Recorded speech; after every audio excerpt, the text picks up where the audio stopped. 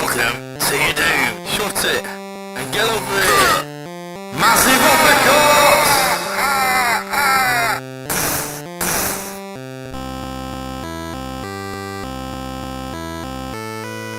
Hello and welcome to another edition of the JabJab Show. Now today I'm doing something a little bit different recently. I'm doing my top 5-ish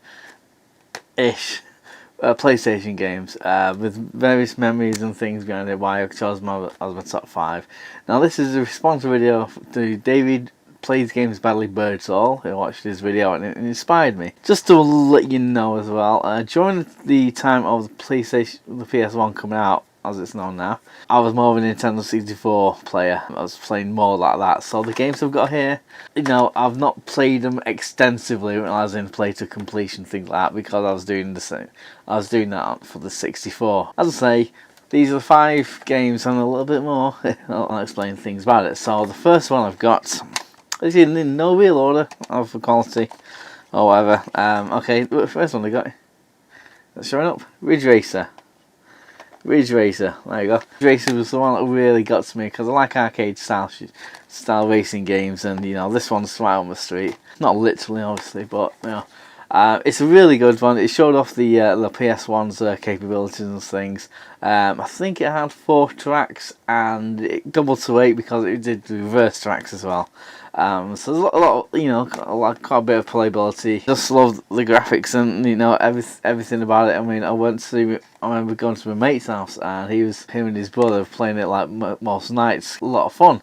So as I say, you probably know there's a whole series of these, but this was the first one obviously I played. Now next one on my list is a game. It all started with this one for the series, Grand Theft Auto, as it was known then. Just not GTA, Grand Theft Auto.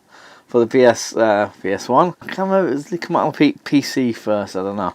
Well, this was the first one. This is my introduction to the series. Obviously, I got into it really early. It's a top-down car game.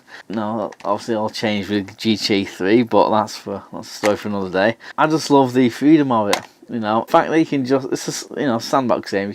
You can play. I spent a lot of time on this. I didn't stick to the rules or what I have to do in the game every time. It's just the fun getting the army and stuff.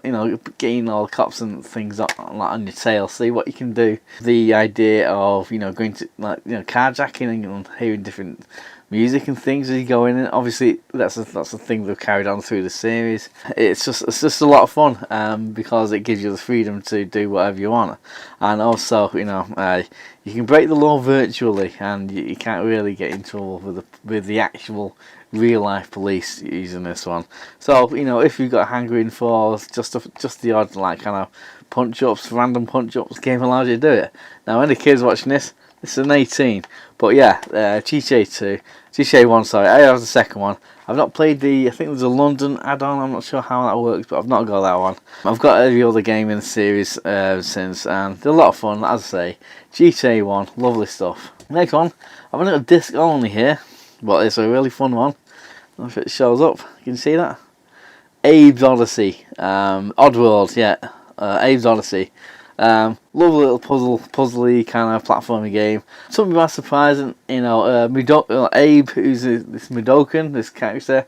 I just love him, and I can't remember the bad guy's name, but when you play it, it's so infectious. The sounds, the noises, and the wait, follow me, and it's like has a puzzle element to it, and then you have to figure out how to get your guys past all these other things, little puzzles to work out and stuff. It's just a lot of fun. It took me by surprise a little bit. It's very addictive when you get to play it. I picked this up with a bunch of others from a car boot sale in a wallet, in this like CD wallet, and it's just I've only got the disc only. Anyway, so that's Abe's Odyssey. Give it a go if you've not played it. There's a whole series of them. I've not played some of the new ones. I think there's one come out this year, I think. And one come out Nice and Tasty or something a few years ago. I've not played them. Go and play it. You're going to have a go. See what you like. And the next on my list is a game that I probably played the most on the PS1. I put a lot of time into this. Bloody love it. I believe, in my opinion, some of the things did push the PS1 to its limits. And that game, Tekken 3. I played the heck out of this game. I love it so much. I actually paid for £35 for this actual copy I've got on my hand. £35. I think it was second hand price as well. So it's only just come out back in '98. Just to let you know, incidentally, I did buy this with some money I got when I was sacked from a job. It's the only job I got sacked for. All the others, left for whatever reason, other reasons or so. But this one I got sacked for. I don't think if I walked away, because I knew what I did, I would get kicked out, whatever. And I probably wouldn't have got no money. I didn't even think of the money at the time, but I got money. I was sacked. I got this game with the money. Not, I had other money as well, but yeah, 35 quid. Because I love Tekken 1 and Tekken 2. I thought, yeah, this is like an obvious choice for me to buy. Now the thing is, I played it so much. I got all the costumes. I can't remember how you have to get each costume for each character. None of this DLC nonsense that you have nowadays. It's all like, you have to complete the game so many times with a certain character and get all the movies, get this, get that, whatever it is, and you get all the costumes. Now I played it so much, I didn't realise until much later. Okay, you can kind of cheat in a way, in terms of like to get this such and such a costume. You have to play the game, no specific character or anything. Play the game a certain number of times. So I was playing the game to completion with whoever, and it'd only be classed as one. And I realised until much later, well, all you have to do really, in theory, is just like play the game, get beat, then restart again, get beat, restart, and that would be a much quicker way of doing it. Played a lot with Eddie Gordo, with Forest Law, and just some of the joke characters, as well, like Dr. Biskonovich. And Jin's good. I'm good with Jin. I played this a lot with my mates as well. It pushed the PS1 to its limits in a lot of ways with the all the stuff going on about it, because it's kind of like curved 2D to give the impression it's 3D. Plus the very end boss. I can't remember. Is it Ogre? Devil? I don't think it's Devil. One of them. But it's just a black background because the guy, the monster thing is just huge. You've got a ton of polygons going on. It's just a black background, whereas the arcade edition obviously have a full colour background as per the rest of the game. The last one, if you will, real struggle between two games here. I kind of chose one, then I thought actually this other one has more things. I've probably played them both equally, maybe one more than the other. Anyway, I chose for my last one Final Fantasy VII. There you go. Okay, just to let you know, as I said before, I had the N64. I was playing stuff like Mario, Zelda, and all them to completion, all the rest of it. So I didn't complete Final Fantasy VII. I remember playing this through to however I did with my mate. He'd come around here and we'd play a few hours here, a few hours there. This is the first game that really introduced me to the Final Fantasy games. I was aware of them. They've all been on Nintendo consoles up until now. Squaresoft, what do they call Squaresoft back then? Yeah, Squaresoft. They decided to go with the PS1 for storage capacity, because discs can hold more than cartridges. So then they went from Nintendo, you continue to use cartridges, to Sony playing on discs. Anyhow. So, also this game introduced me to turn-based combat, which I found very weird. I couldn't get my hand around it for a long time. I thought, what no fights are like this, where you put your dukes up and you're kind of doing that, and that one person uses one move on you, and you're powerless. You have to let them hit you. So alien to me. Like this won't work in real life. Then you do that. Then you do that. Then they hit you. Then you hit them. It's an utterly bizarre combat system. And also just the random battles again. You do something, and you got on this street, and you go up the street, and it just suddenly